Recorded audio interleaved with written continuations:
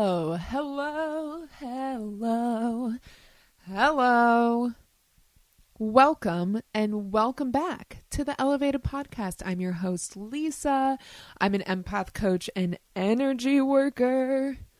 You're joining a community of elevated empaths who embrace their duality, harness their empathic superpowers, and live consistently from their authentic soul energy. I'm so glad you're here.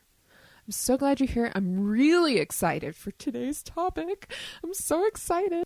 This is the second podcast I'm recording today, and I just had some mango, which was stupid because now my throat feels all sticky and I just want to spit. But it's actually really fitting for today's episode, and I'll explain why. Okay. For multiple reasons. Okay, let me just tell you right now. We're talking about power and sex today. And we're going to kind of get into the kinky and BDSM stuff and just more about the power within sex. So mango's fitting because it's an aphrodisiac, and also the spitting is fitting because I've talked about this before. TikTok just really getting hyped up about spitting in people's mouths. Okay. Before we get into today's episode, I wanted to let you know that I have 2 one-on-one coaching spots open right now. So if you're interested in one-on-one empath coaching with me, we dive into uncovering your roots and your limiting beliefs. We work together to rediscover your authentic self, and then naturally leads to manifesting your ideal life. I also do Akashic Records readings if you're interested in communicating with your spirit team. And I do animal communication readings for any soul connection and soul communication with your pet. You can learn about all of my offerings at my website, lisabtag.com. That's Lisa, B as in boy, T as in Tom, AG.com. Today on the podcast, we are talking about sex and power. I'm so excited. Last week, we talked about the power of empathy in sex. This week is going to be a little edgier. We're going to be talking about the power dynamics in sex. I was inspired to talk about this today because I was watching this lecture on BDSM. LOL, I know. Just me on a Wednesday afternoon watching a lecture about BDSM. It really got me thinking about power and control and regulation in sex, which we've talked about before in the censorship of sex that's happening right now. That was the first episode. If you haven't listened to that, definitely go listen to it. We talked about the regulation of sex in our world today. So it got me thinking about power and control and regulation of sex. It's going to be juicy today. Don't forget to like, comment, share, subscribe, follow, write a review, and write me to tell me what you think about this episode, and write in to tell me what you'd like me to talk about next. Let's do it. Since the beginning of time, since the beginning of my existence, essentially, and I kind of also mean in my past lives, but I'm going to talk about this lifetime. I've been fascinated with sexual expression ever since I could observe what it is. I was so fascinated with Britney Spears. I'm sure a lot of us were. And a lot of us were young and doing sexy dances impersonating Britney Spears because she embodied this girly, innocent girl, but also had this sexy side. And if you didn't watch the Britney documentary, you should. But that really got me thinking about how I was 7 years old and wore a bandana as a top and did this sexy chair dance to her song Boys, just in my room. And I thought it was so cool. I don't think it registered that I was being sexy, it was just my way of expressing myself. And then I would, as I aged, I would take note of how to get boys to pay attention to me, according to TV and movies. And then I started to dance starting at 7, and I danced for the rest of my life, essentially. I found a lot of body expression through dance. And it was funny because I was 8 and shimming and doing the splits, as I moved into my teenagehood, gosh, so much sexual shit happened in my teenagehood. And then I really started to find and harness my sexuality in my 20s. And now I've really created my own understanding of sexuality, free of religion or societal or anything, any of that upbringing. And I was thinking about how my sexual expression has evolved over time. I was reading the Playboy interview that Lana Rhoades did. So interesting. That'll be linked in the blog. She explained her fascination with and idolization of The Girls Next Door, that show about the Playboy bunnies. And I definitely related to that. Like, I definitely glamorized their lives when I was young, and I would secretly go watch that show when my parents weren't around. Before I understood the reality of like what it actually was and how they were being treated, I was like, oh, how cool. And they're like sexy and like they have big boobs, and like I don't have big boobs. And I definitely glamorize them. In college, I definitely converted this energy by writing countless papers on feminism and sexuality. I wrote a lot of papers about Beyonce changing the narrative of feminism through her sexuality. And I wrote about how masculine and feminine energies translate to the political and social structures of our society. Currently, in my coaching practice and business, I passionately, discuss topics involving sexual health, sensual expression, and society's outlook on sex on the internet and in real life. I've been loving this stuff, and I want to paint a picture that I've loved this stuff from the beginning. And I've kind of developed my own understanding of everything, of sexual expression. My perception of sexuality has absolutely changed over the years, of course. Like so many of us, I was definitely conditioned by society to think that expressing sexuality was all for the male gaze, for them to approve of me and to keep their interest. And as I've aged, I've realized my embracing of my sexuality was always really for me and to better understand and express myself. And with that, I took my power back. Let's talk about power and sex. It's traditional that in any relationship, someone has the power, or there's a trade-off of power. It's rarely equal all the time. We're also conditioned to assume that the person who is the dominant, the top, the master, holds all the power, and the submissive or the bottom or the slave has none. From vanilla to BDSM, there's always power dynamics in sex. BDSM usually just brings these dynamics to the surface. And in non-BDSM sex, they're still existent. They're still there. Power dynamics are always there, but they're just hidden under the surface. And when you're looking at power dynamics on the surface, one person has power and the other doesn't. And I want to shift this perspective a little bit. So I watched this BDSM lecture interview that I was talking about with Esther Perel and Margaret Nichols. They did this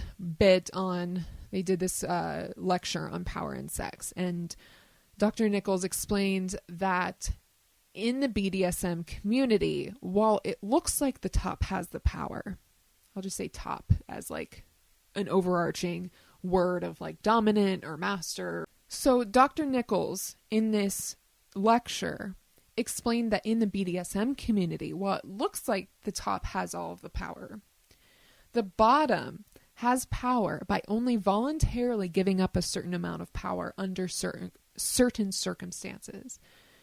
So the person being seduced, or the bottom, typically has the power to say yes or no with varying degrees of consent.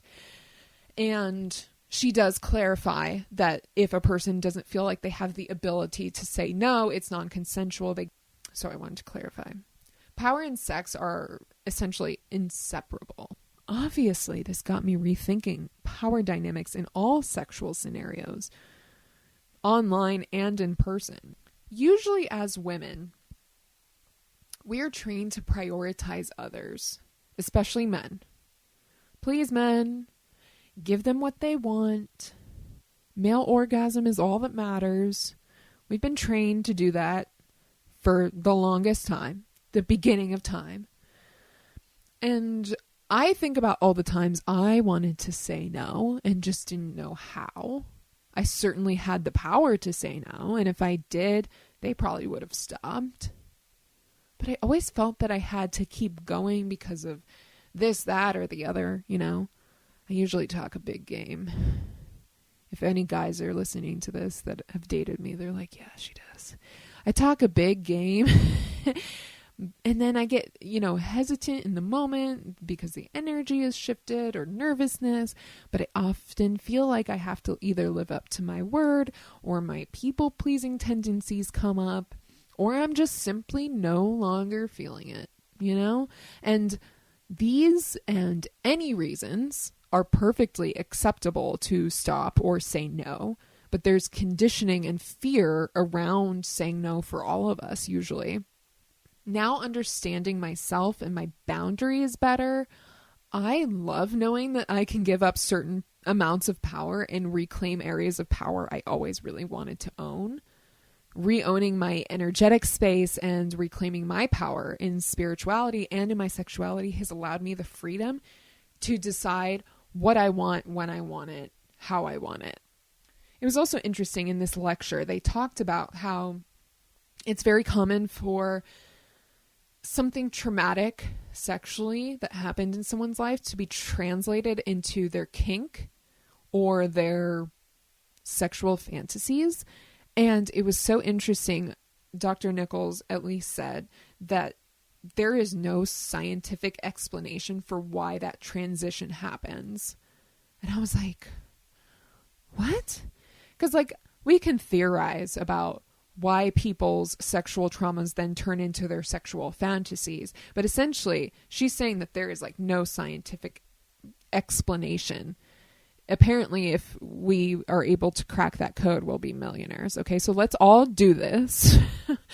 But obviously, we can theorize about what this is. In my eyes, it's our way of recontrolling the narrative where we feel like we didn't have control. In my eyes, it's that we are taking back the power and control in a scenario where you didn't feel like you had any in your childhood or wherever it was. So that's my understanding of it. And I thought that was a really interesting point, where we want to usually take back power in traumatic experiences. And I think that this kind of very clearly translates in child molestation or child abuse. It's usually the child abusers were abused as children. And that's a very ongoing cycle of how that works.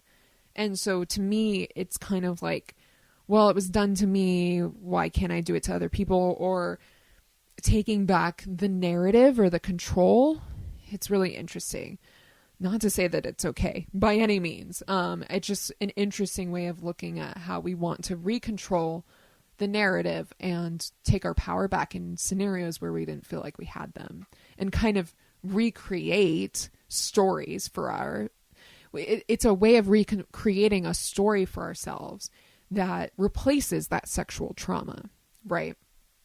When I was getting into my sexual empowerment, I started to look at understanding my body and my desires in depth, and looking at my sexual traumas too, understanding that my needs are just as important as my partner's, and setting boundaries around what I was comfortable with and not comfortable with. I learned about what my body and what I like, and I researched sex, like this article itself, this podcast itself, and trying new things were all ways I was able to connect even deeper with my spirituality and my sexuality in tandem. So then I got to thinking about power in sex work, of course, and feminism. So when I start, and this goes for kind of this entire episode, when I use terms like men and women, I want you to know that it's fluid. I just use these terms in the way that society has kind of set up these dynamics. So I just wanted to clarify that. There's still still the debate on whether women you're using their sexuality to profit off of men is empowering or not. And I love to unravel this debate ever since I wrote like countless papers in college about whether Beyonce is a feminist icon or not. This debate has been going on since forever, right? Since we were starting to express our sexuality as women.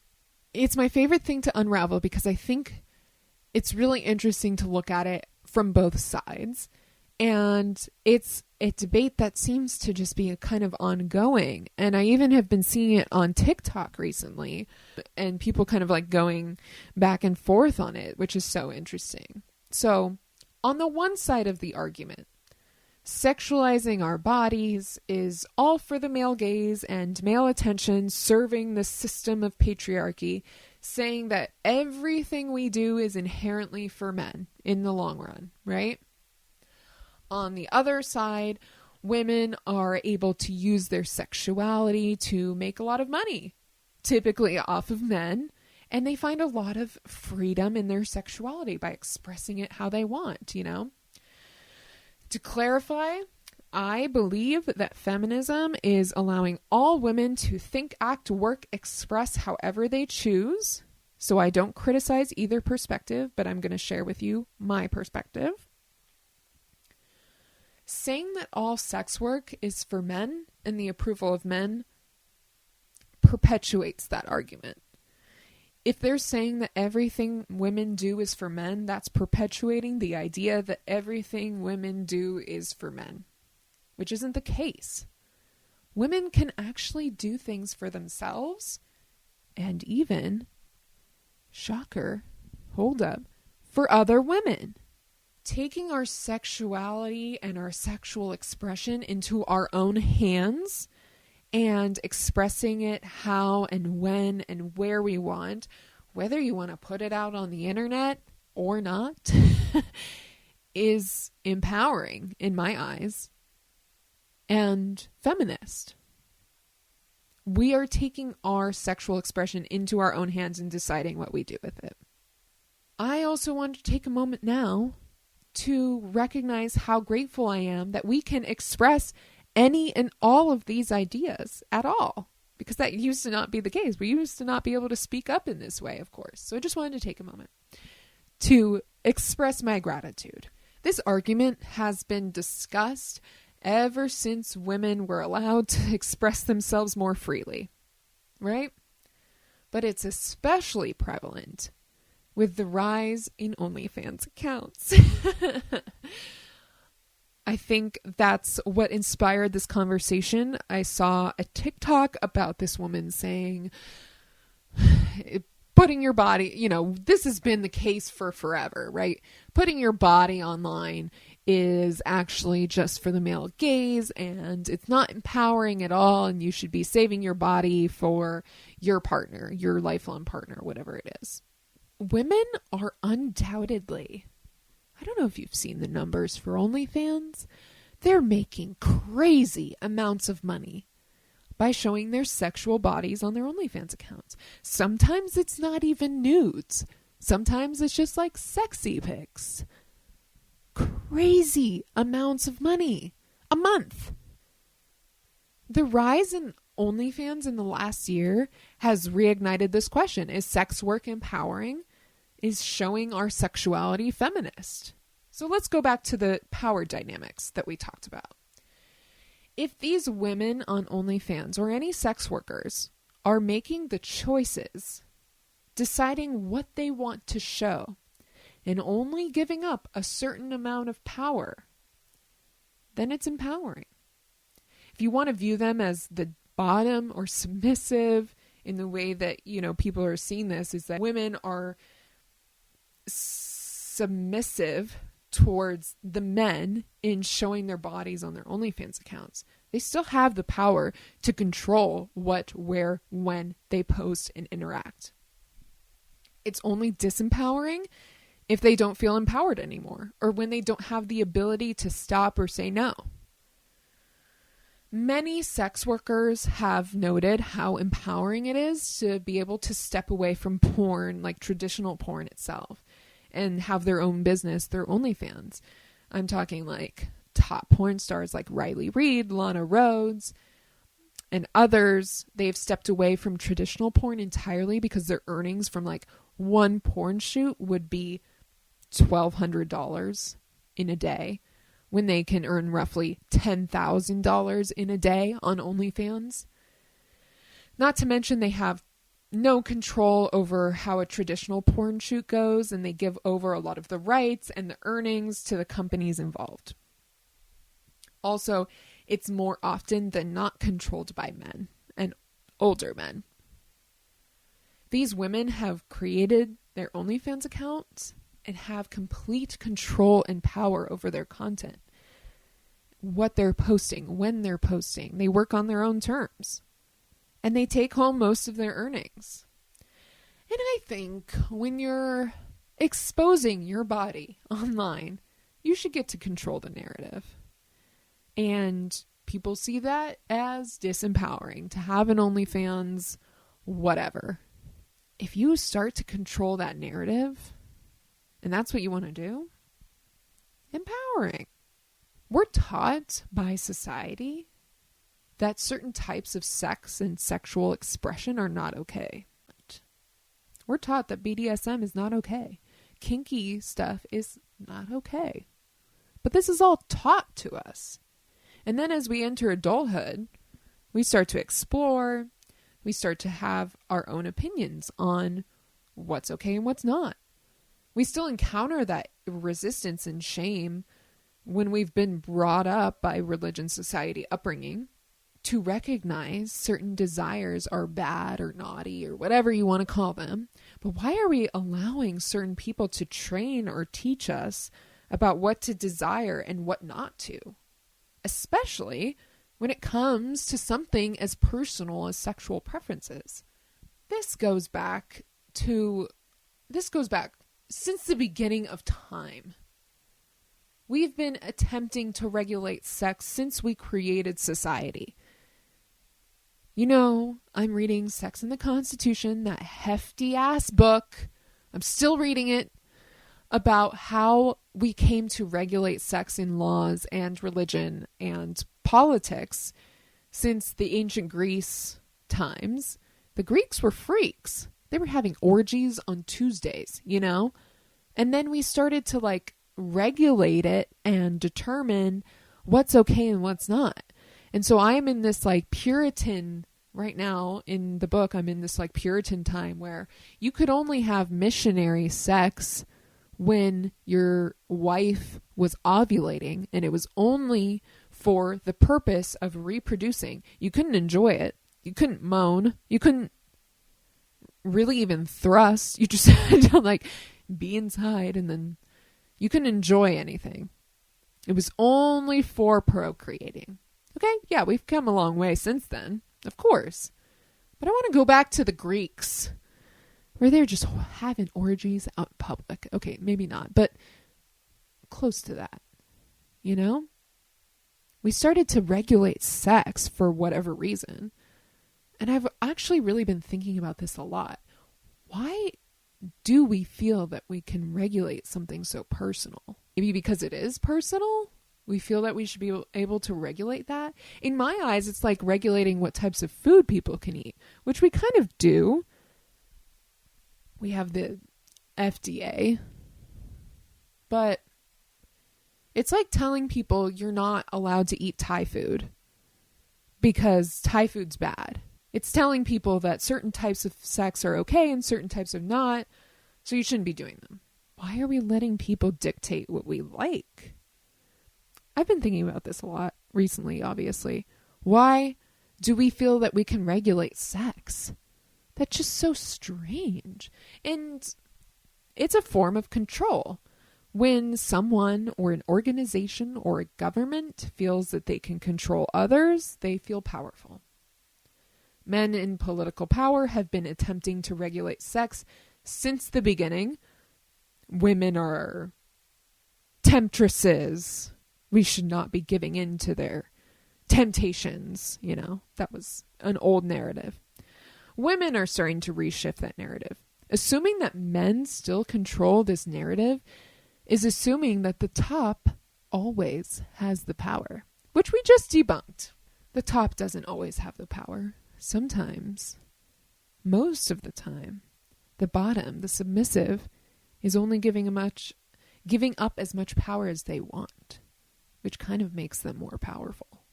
In my personal experience, this is the time where, if you know me in real life, this is where you stop listening, aka my family. Actually, if you were in my family, you should have stopped listening a long time ago. In my personal experience, I've joked around with men in my life about starting an OnlyFans, right? I'm just like, I'm going to start an OnlyFans. I'm not. I empower all that do. I just don't think it's for me right now. When I joke around with these men, I'm met with some very interesting feedback.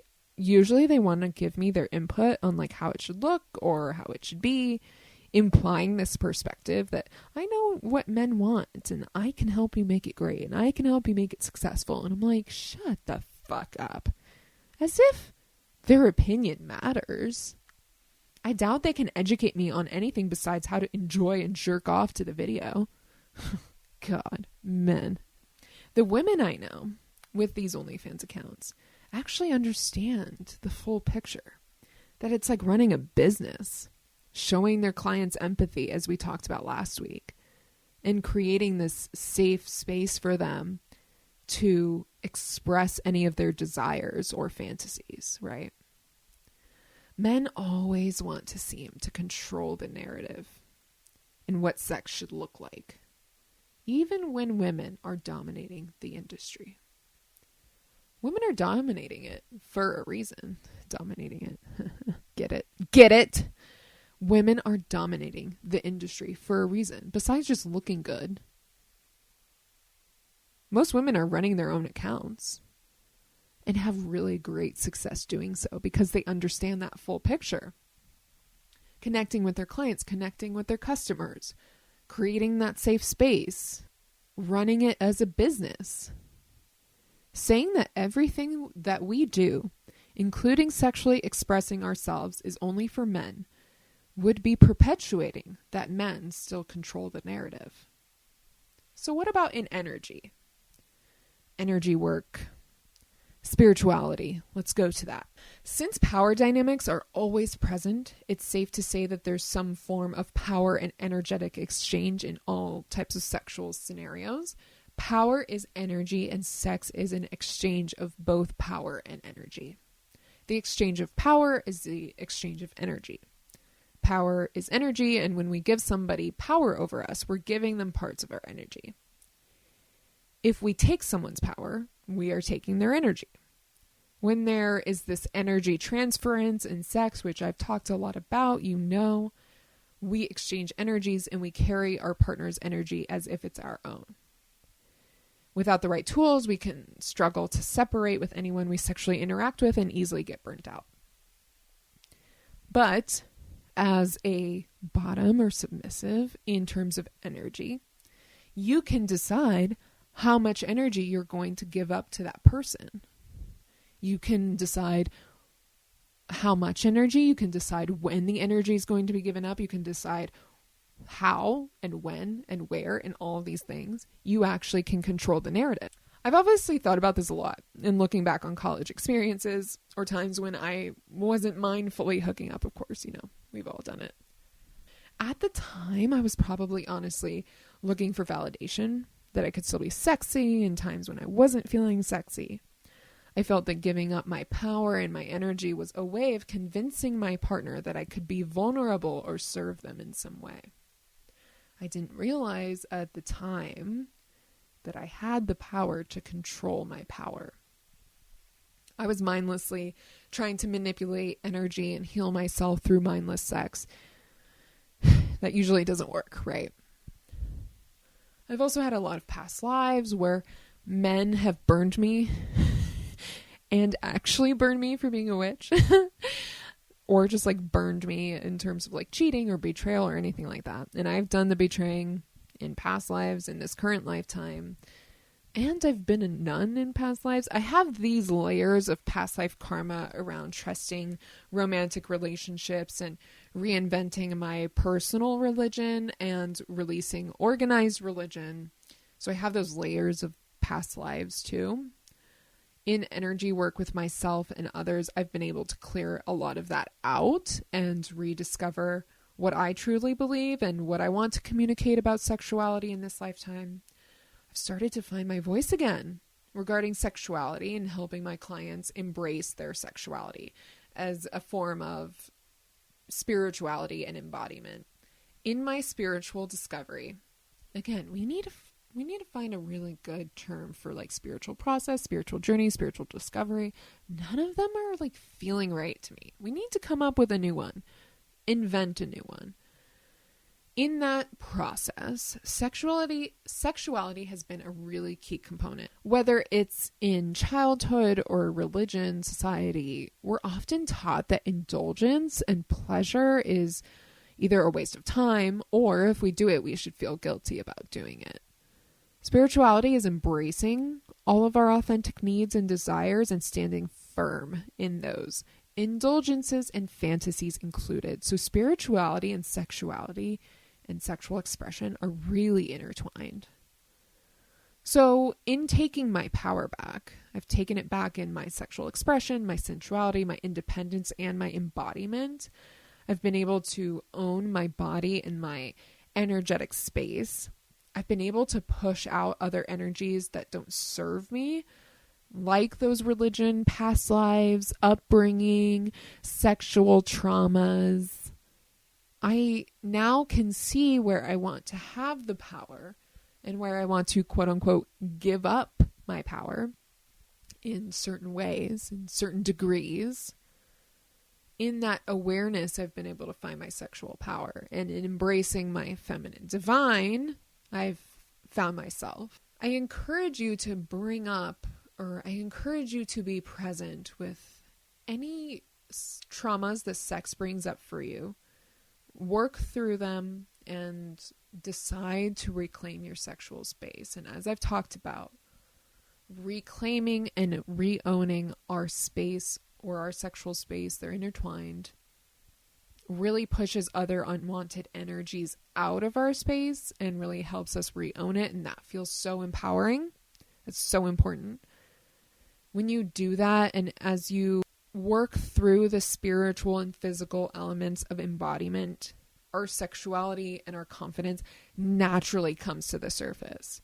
And it brings forward such magnetism for the right relationships and sexual partners and just overall well-being. So I was so interested in these power dynamics that are everywhere. You know, they're in our society, they're in politics, they're in sex, they're just in everyday life, these power dynamics. And it's so interesting to reshift that perspective that the bottom has no power.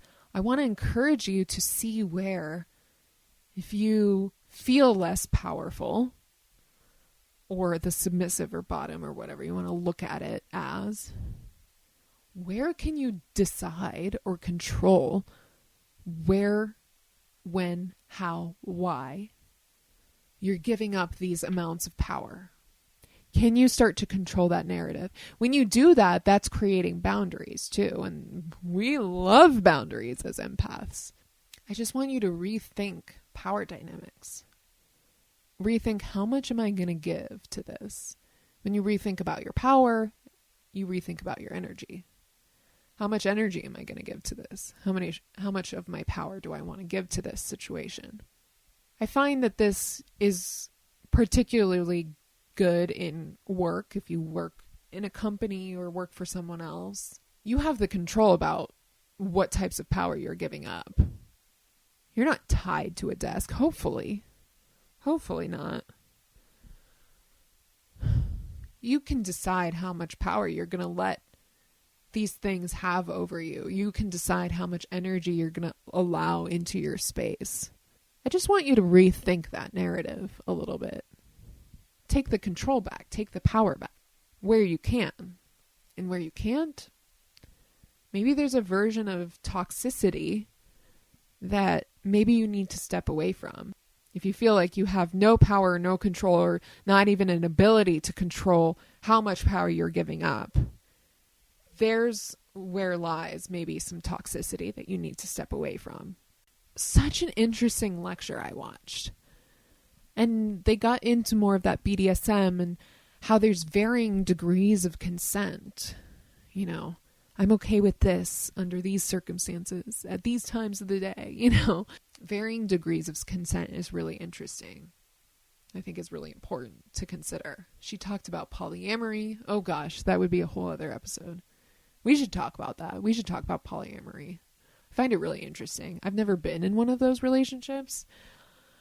I think I would be open to it, maybe. Let's talk about that in another episode. Tell me if you were interested in talking about polyamory or polygamous relationships. I find them really interesting. They talk about that. They talk about the way that we kind of use our traumatic experiences to create fantasies. It was so crazy to me that there's really no scientific explanation for that, and you would like hit the jackpot if you figured that out. We got to figure that one out. I think we can do it, elevated empaths. I think we can do it. Should we do a little energy clearing? Let's do it really quick. All right. If you're not driving or doing something that requires your eyes, close your eyes, take a deep breath, and just let that go. Decide that you're going to reclaim your space and your energy today. Seeing all of the other unwanted energies leave your space. As you reclaim every inch of your body, every inch of your aura, and your connection to spirit. And watching all of those other unwanted energies leave your space. Take one more deep breath in. And just let that go. And you can open your eyes. Ooh, that felt good. I hope you feel elevated. I want to hear from you. What do you think about power dynamics in sex? Do you completely disagree with me? I want to hear. Or do you agree with me? I also want to hear. I really want to know your perspective on the element of the feminism. Is sex work and expressing sexuality feminist or not? Because I find this is a really hot topic. And I really find it so interesting that all women have kind of varying degrees of what they think is feminist and not within sex work and sexuality. So I really want to hear from you and what you think, because it varies. And I think it's such an interesting topic because I honestly can understand most perspectives of it. I think it has these like such deep layers to it. And that's why I wrote so many fucking papers about it in college, because it was so fascinating to me. I read Catherine McKinnon's book. I have that book right now that I'm rereading. I read it in college, and it's all about feminism. And like, my favorite line in it is, man fucks woman, subject, verb, object. And like objectifying women. It's so fucking fascinating to me. So I want to hear from you, what you think about that. A lot of people think that Beyonce isn't a feminist because she's like dancing around all sexy, as if that negates the fact that we can have brains and be intellectual too. I think that's probably the key there. They think that like women are just for sexual objects, but they can't be everything. I think that kind of perpetuates the argument too. So I want to hear from you and what you think about that. So write into me. You can find me on TikTok and Instagram at The Elevated Empath. Go check out my offerings on my website at lisabtag.com to learn more about one-on-one empath coaching, Akashic Records readings, and animal communication readings. Don't forget to like, follow, share, subscribe, write a review. And I hope you feel so elevated. See you next time.